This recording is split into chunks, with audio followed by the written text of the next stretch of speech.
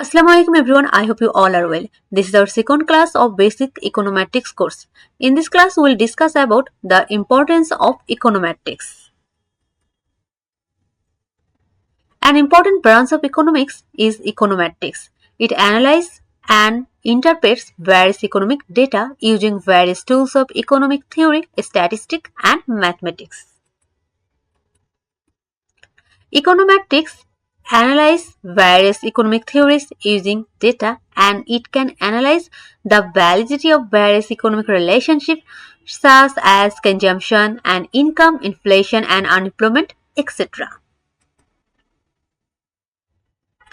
Government organizations or different institutions use the econometrics model to take a policy decision making and analysis of validity of their policies.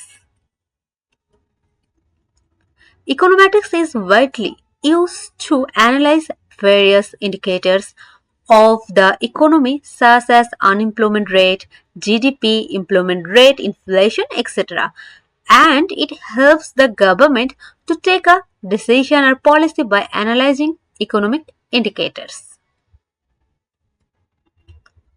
Econometrics is not only used to analyze economic theory but also used in the finance, health and healthcare sector and the environmental sector. Econometrics are more essential for our academic research.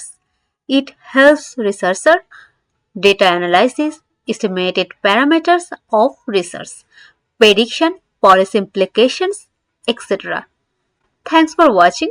Next class we will know about next topic of our course.